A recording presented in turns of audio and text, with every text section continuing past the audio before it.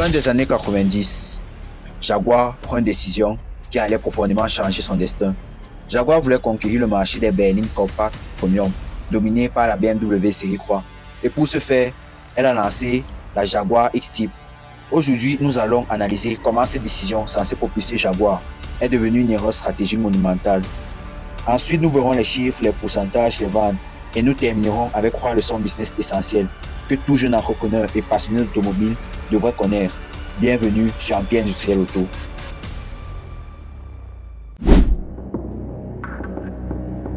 À la fin des années 90, Jaguar appartenait à Ford, racheté en 1989. La marque voulait toucher une clientèle plus jeune, plus dynamique et conquérir un secteur que BMW et Audi dominaient depuis des années.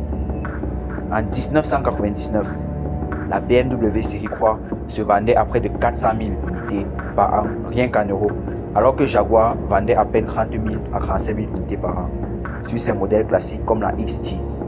Jaguar rêvait d'augmenter drastiquement ses ventes avec un modèle accessible tout en restant premium. C'est ainsi que la X-Type est née. Mais pour réduire les coûts, elle a construit sur la plateforme de la Ford Mondeo une voiture grand public.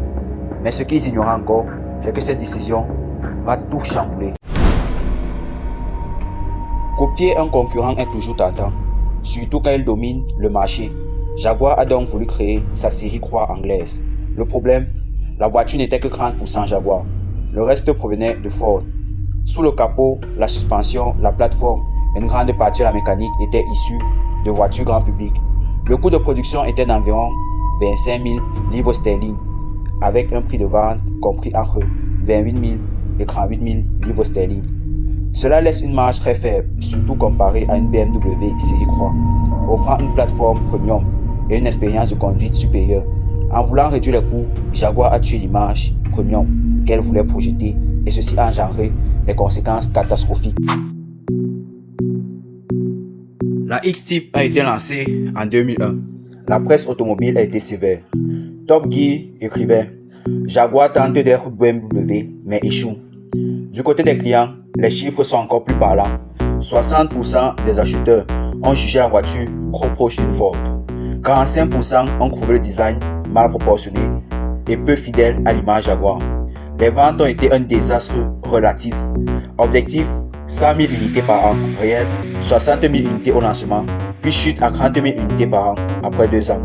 Le retour sur investissement de Ford, qui avait injecté plus de 200 millions de livres sterling dans le projet, n'a jamais été atteint.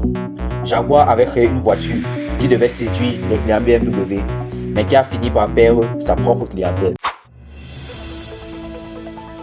3 erreurs stratégiques majeures expliquent cet échec. Premièrement, nous avons le fait de copier au lieu d'innover. Le produit ressemble trop à BMW. Conséquence, on a une perte de personnalité. De plus, les clients perçoivent la Jaguar X-Type comme une extase, ni premium, ni authentique. Deuxièmement, on a une incohérence de plateforme. La Ford Mondeo est une voiture grand public. Par contre, Jaguar voulait que la Jaguar X-Type soit une voiture premium.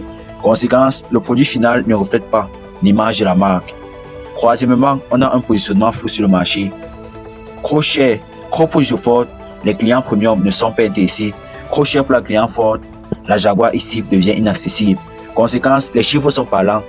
On a une satisfaction client de 52% pour la X-Type contre 80% pour la BMW série 3 et Jaguar a perdu 15% de part de marché sur le segment des berlines compactes premium entre 2001 et 2005. La X-Type reste dans l'histoire comme l'un des échecs les plus emblématiques de Jaguar. La marque a perdu de sa crédibilité sur le segment compact premium. Mais ce fiasco a servi de leçon. Jaguar a compris qu'il fallait respecter son ADN et innover plutôt que de copier. Quelques années plus tard, les modèles XF et XE respectent cette stratégie et rencontrent un succès fulgurant. En 2007, 37 000 unités de la Jaguar XF ont été vendues la première année au Royaume-Uni. Ainsi, nous avons 87% de retour positif de la part de la clientèle. Nous assistons là au retour de l'image premium de Jaguar. Ainsi, un échec peut devenir une leçon pour bâtir un futur solide.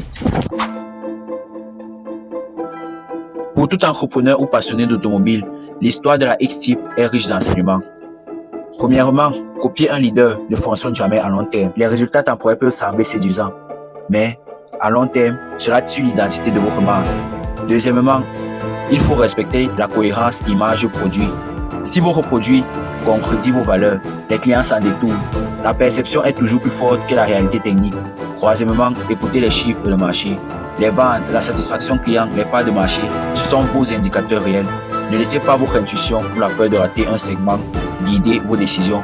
En d'autres termes, innovation, cohérence et écoute du marché égale clé du succès.